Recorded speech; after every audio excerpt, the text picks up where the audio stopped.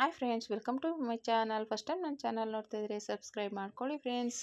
ಬೆಳಗ್ಗೆನೇ ಸೋಮವಾರದ log friends ಇದು. ಬೆಳಗ್ಗೆ 5 ಗಂಟೆಗೆ ಎದ್ದು ಸ್ನಾನ ಮಾಡಿ ಮನೆಯೆಲ್ಲ ರಾತ್ರಿನೇ ಕ್ಲೀನ್ ಮಾಡಿದ್ದೆ. ಬೆಳಗ್ಗೆ ಎದ್ದಿದ್ದೇನೆ ದೀಪ ಹಚ್ತಾ ಇದ್ದೆ. ಸ್ನಾನ ಮಾಡ್ಕೊಂಬಂದು ದೀಪ ಎಲ್ಲ ಹಚ್ಚಿ ಪೂಜೆ ಮಾಡಿಬಿಡೋಣ. ಆಮೇಲೆ ನಮ್ಮ ತಂಗಿ ಫೋನ್ ಮಾಡಿದ್ರೆ ಹೋಗೋಕ್ಕೆ ಸರಿ ಹೋಗುತ್ತೆ ಅಂದ್ಬಿಟ್ಟು ಪೂಜೆ ಮಾಡ್ತಾಯಿದ್ದೀನಿ. ಬೆಳಗ್ಗೆ 5 ಗಂಟೆಗೆ ಬೇಗ ಎದ್ದು ರೆಡಿ ಮಾಡಿಕೊಂಡು, ಅಂದರೆ ಪೂಜೆಗೆಲ್ಲ ರಾತ್ರಿನೇ ರೆಡಿ ಮಾಡಿಬಿಟ್ಟಿದ್ದೆ. ಮನೆಯೆಲ್ಲ ಕ್ಲೀನ್ ಮಾಡಿ ಆಲ್ರೆಡಿ ಅದ್ರ ಲಾಗ್ ಹಾಕಿದ್ದೀನಿ, ಬೇಕು ಅಂದರೆ ಚೆಕ್ ಮಾಡಿ. ಆಮೇಲೆ ಮತ್ತೆ ಪೂಜೆ ಎಲ್ಲ ಆಯಿತು. ಆಮೇಲೆ ವೆಯ್ಟ್ ಮಾಡ್ತಾಯಿದ್ದೆ, ಫೋನ್ ಮಾಡ್ತಾಳೆ ಅಂತ ನಮ್ಮ ತಂಗಿ. ಅವರು ಎಲ್ಲ ರೆಡಿ ಮಾಡ್ಕೋತಾ ಇದ್ವಿ, ನಾವು ಪೂಜೆ ಮಾಡ್ಬಿಟ್ಟು ಹೊರಡ್ತೀವಿ ಅಂತ ಹೇಳಿದ್ರು. ಸರಿ ಹೇಳ್ದಾಗ ಫೋನ್ ಮಾಡು, ನಾನು ಈ ಕಡೆಯಿಂದ ಮೆಜೆಸ್ಟಿಕ್ ಬರ್ತೀನಿ, ಆಮೇಲೆ ನೀವು ಆ ಕಡೆಯಿಂದ ಬನ್ನಿ ಅಂತ ಹೇಳಿದೆ. ಅವರು ಆ ಕಡೆಯಿಂದ ರೆಡಿಯಾಗಿ ಹೊರಟರು. ನನಗೆ ಇಲ್ಲಿ ಹೋದೆ, ಬಸ್ಸೇ ಸಿಗಲಿಲ್ಲ ಫ್ರೆಂಡ್ಸ್. 6 ಗಂಟೆಗೆ ಹೋದೆ, ಒಂದು ಅರ್ಧ ಗಂಟೆ ವೆಯ್ಟ್ ಮಾಡಿದೆ, ಬಸ್ಸೇ ಸಿಗಲಿಲ್ಲ. ಹಂಗೂ ನಮ್ಮ ಮನೆಯವ್ರಿಗೂ ಫೋನ್ ಮಾಡಿದೆ ಆಟೋದಲ್ಲಿ ಬಿಟ್ಕೊಡ್ಲಿ ಅಂತ. ಸುಮ್ಮನೆ ಬಸ್ ಫ್ರೀ ಇದೆಯಲ್ಲ, ಸುಮ್ಮನೆ ಏನಕ್ಕೆ ಅಂತ ಅಂದ್ಕೊಂಡೆ. ಆಮೇಲೆ ಅಷ್ಟೊತ್ತಿಗೆ ಬಂತು ಬಸ್ಸು, ಹಂಗಾಗಿ ಬಸ್ಸಲ್ಲೇ ಹೋದೆ. ಅಷ್ಟೊತ್ತಿಗೆ ಅವರು ಅಲ್ಲಿ ಮೆಜೆಸ್ಟಿಕ್ ಬಂದಿದ್ದರು. ನಾನು ಅಲ್ಲಿ ಹೋಗಿ ಒಂದು 5 ನಿಮಿಷ ಬೇಗ ಹೋದ್ರು, ನಾನು ಹಿಂದೆ ಹೋದೆ ಅಷ್ಟೇ. ಅಲ್ಲಿಂದ ಮೆಜೆಸ್ಟಿಕ್ ಹೋಗ್ಬಿಟ್ಟು ಆ ಕಡೆ KSRTC ಬಸ್ ಸ್ಟ್ಯಾಂಡ್ಗೆ ಹೋದ್ವಿ. ಅಲ್ಲಿ ಹೋದ್ವಿ, ಬಸ್ ಇತ್ತು, ಗೌರಿಬಿದನೂರು ಬಸ್ಸು. ಆದರೆ ಅಲ್ಲಿ ಟಿಕೆಟು ದುಡ್ಡು ಆಧಾರ್ ಕಾರ್ಡು ಫ್ರೀ ಇಲ್ಲ ಅಂದರು. ಮತ್ತು ಇನ್ನೊಂದು ಬಸ್ ವೆಯ್ಟ್ ಮಾಡಿದ್ವಿ, ಆ ಬಸ್ಗೆ ಹತ್ತಿದ್ವಿ. ಆಮೇಲೆ ಅಲ್ಲಿಂದ ಗೌರಿಬಿದನೂರಿಗೆ ಬಂದ್ವಿ. ಅಲ್ಲಿಂದ ಮಾಮೂಲಿ ಟಾಯ್ಲೆಟ್ಗೆ ಹೋಗ್ಬೇಕು ಅಂದರು. ಟಾಯ್ಲೆಟ್ಗೆಲ್ಲ ಹೋಗಿ ಮುಗಿಸ್ಕೊಂಡು ಗುಡಿಬಂಡೆ ಬಸ್ಸು ಹತ್ತಿದ್ವಿ ಫ್ರೆಂಡ್ಸ್. ಅಲ್ಲಿಂದ ಹತ್ತಿಬಿಟ್ಟು ಯಾವುದೋ ಒಂದು ಊರು ಹಿಂದೆನೇ ಹಿಂದೆನೇ ಇಳಿಸ್ಬಿಟ್ರು. ಇಳಿದ್ಬಿಟ್ಟು ಅದು ಒಂದು 100-150 ಮೆಟ್ಲಿದೆ, ಹತ್ಕೊಂಡು ಹೋಗ್ತಾ ಇದ್ವಿ. ಹೋಗಿ ಅಂದರೆ ಮೆಟ್ಲು ಅಷ್ಟು ಇದೇನಿಲ್ಲ, ಅಷ್ಟು ದೂರ ನಡ್ಕೊಂಡು ಹೋಗೋದು ಮೆಟ್ಲು ಆ ಥರ ಇದೆ. ಹಂಗೆ ಹತ್ಕೊಂಡು ಹೋದ್ವಿ. ಅಲ್ಲೇ ಹೋಯ್ತಾ ಇದ್ದಂಗೆನೋ ಪಕ್ಕದಲ್ಲಿ ಕೊಳದ ಥರ ಬರೀ ತವರೆ ಹೂಗಳು ಆಡ್ಕೊಂಡು ನಿಂತಿತ್ತು.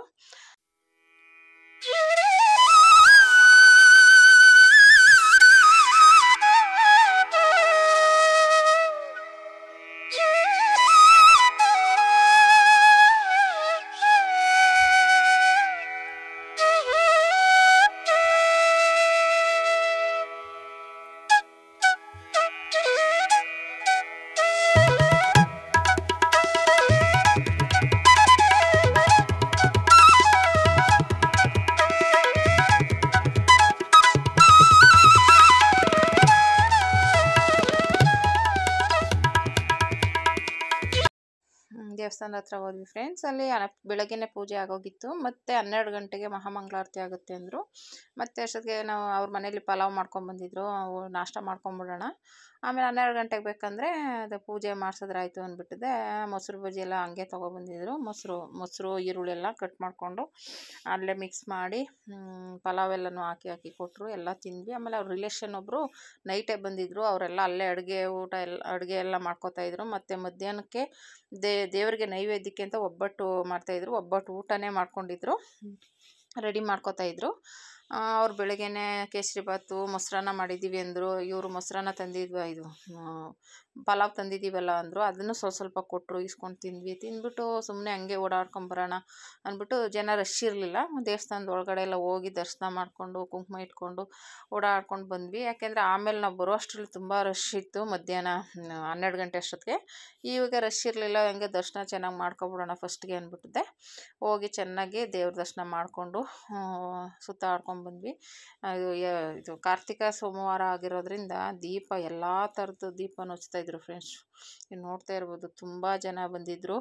ದೀಪನೆಲ್ಲ ಬೆಟ್ಟದ ನೆಲ್ಲಿಕಾಯಿ ದೀಪ, ತಂಬಿಟ್ಟಿನ ದೀಪ, ಆಮೇಲೆ ದೀಪಗಳು ಎಲ್ಲ ಹಚ್ತಾಯಿದ್ರು. ನೋಡಿ ದೇವಸ್ಥಾನ ಈ ಥರ ಇದೆ, ತುಂಬ ಚೆನ್ನಾಗಿದೆ ದೇವಸ್ಥಾನ.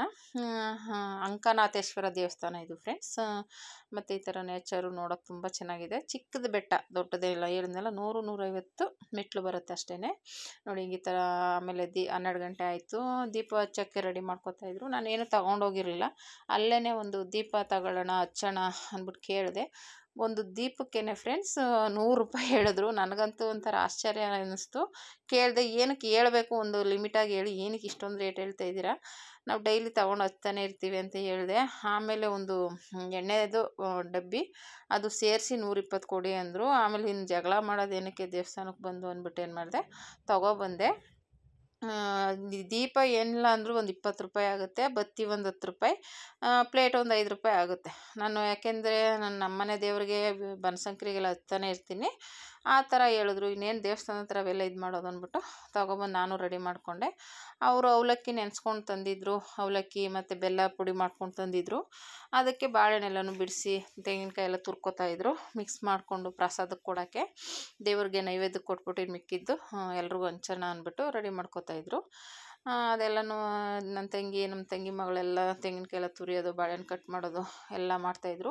ಅವ್ರ ರಿಲೇಷನ್ ಅಂತೂ ಪಾತ್ರೆ ಸಮೇತ ಬಂದುಬಿಟ್ಟಿದ್ದಾರೆ. ಅಲ್ಲೊಂದು ಭವನದ ಥರ ಇದೆ, ಅಲ್ಲೇ ನೈಟ್ ಉಳ್ಕೊಂಡು ಮಾಡೋದು. ಇವ್ರೂ ನೈಟ್ ಬನ್ನಿ ಅಂದ್ರಂತೆ, ಚಳಿಲೆಲ್ಲಿ ಅಲ್ಲಿ ಹೋಗಿರೋಕ್ಕಾಗಲ್ಲ, ಆಮೇಲೆ ಎಲ್ಲನೂ ಹೊತ್ಕೊಂಡು ಹೋಗ್ಬೇಕಲ್ವ, ಬಸ್ಸಲ್ಲಿ ಹೋಗೋದು ಬೇಡ ಅಂದ್ಬಿಟ್ಟಿದ್ದೆ. ಅವರೇನೋ ಬೆಳಗ್ಗೆನೇ ಬಂದ್ವಿ ನಾವು. ಆಮೇಲೆ ಎಲ್ಲ ಪ್ರಸಾದನ ಮಿಕ್ಸ್ ಮಾಡಿ ಒಂದು ಪ್ಲೇಟ್ಗೆ ಹಾಕ್ಕೊಂಡ್ರು. ಅಲ್ಲಿಂದ ಪೂಜೆ ಸಾಮಾನೆಲ್ಲ ರೆಡಿ ಮಾಡ್ಕೊಂಡು ತಗೊಬಂದ್ವಿ. ನಾನು ದೀಪ ಹಚ್ಕೋತಾ ಇದ್ದೀನಿ ನೋಡಿ. ನಮ್ಮ ತಂಗಿನೂ ಹಚ್ಕೊಂಡ್ಳು. ಅಂದರೆ ಬರುವಷ್ಟರಲ್ಲಿ 12 ಗಂಟೆ ಅಷ್ಟೊತ್ತು ಪೂಜೆ ಮಾಡುವಷ್ಟೊತ್ತಿಗೆ ಜನ ತುಂಬ ರಶ್ ಆಗಿಬಿಟ್ಟಿದ್ರು. ಮುಂದೆ ನಿಂತ್ಕೊಳ್ಳೋಕ್ಕೂ ಜಾಗ ಇರಲಿಲ್ಲ. ಆಮೇಲೆ ಹಂಗೆ ಆರತಿ ಬೆಳಗ್ಬಿಟ್ಟಿದ್ದೆ. ನಾನು ಆಚೆ ತೊಗೊಂಡೋಗಿ ಇಟ್ಬಿಟ್ಟೆ. ಸುಮ್ಮನೆ ಇನ್ನು ಒಳಗಡೆ ಜನ ಅಷ್ಟು ರಶ್ಶಲ್ಲಿ ಇಲ್ಲೇ ಅಂತಲ್ಲ, ಬೇರೆ ಕಡೆ ಹೋದ್ರೂ ಪೂಜೆ ಮಾಡೋಕ್ಕೆ ಬಿಡೋಲ್ಲ, ಒಳಗಡೆ ಎಲ್ಲ ತಗೊಂಡೋಗಲ್ಲ. ಆಮೇಲೆ ಈಚೆ ನೀವು ನೋಡ್ತಾ ಇರ್ಬೋದು ಎಷ್ಟೊಂದು ಜನ ಅಲ್ಲಲ್ಲೇ ಕೂತ್ಕೊಂಡು ಆರತಿ ಬೆಳಗ್ತಾಯಿದ್ರು, ಪೂಜೆ ಮಾಡ್ತಾಯಿದ್ರು. ಅಂದರೆ ತುಂಬ ಜನ ಇದ್ದರು, ಕಾರ್ತಿಕ ವಾರ ಆಗಿರೋದ್ರಿಂದ. ಆಮೇಲೆ ನಾನು ಅಲ್ಲಿ ಆರತಿ ಎಲ್ಲ ಬೆಳಗಿ ಮಾಮೂಲಿ ಒಂದು ಸೈಡಲ್ಲಿ ಇಟ್ಬಿಟ್ಟು ಹೋದೆ ಪೂಜೆ ಟೈಮ್ಗೆ. ನನ್ನ ತಂಗಿನೂ ಹಾಗೆ ಮಾಡಿದ್ರು. ಅವರು ಎಲ್ಲ ಪೂಜೆ ಮಾಡಿ ನೋಡಿ ಎಷ್ಟೊಂದು ಜನ ಬಂದಿದ್ದರು ಅಂದರೆ ಅಷ್ಟು ಜನ ಇದ್ದರು ಫ್ರೆಂಡ್ಸ್. ಮುಗಿಸ್ಕೊಂಡೆಲ್ಲ ಬಂದ್ವಿ ಫ್ರೆಂಡ್ಸ್. ಬಂದು ಮೆಜೆಸ್ಟಿಕ್ ಬಂದ್ವಿ. ಮೆಜೆಸ್ಟಿಕಲ್ಲಿ ಕಾಫಿ ಟೀ ಕುಡ್ಕೊಂಡ್ಬಿಟ್ಟಿದ್ದೆ. ಮನೆಗೆ ಬಂದೆ. ಮನೇಲಿ ಏನು ತರಕಾರಿ ಎಲ್ಲ ಉಪ್ಸಾರು ಮಾಡಿ ಊಟ ಮಾಡಿ ಈ ರೀತಿ ನನ್ನ ಲಾಗು ಮುಗೀತು ಫ್ರೆಂಡ್ಸ್, ಸೋಮವಾರದ ಲಾಗು. Thank you for watching friends.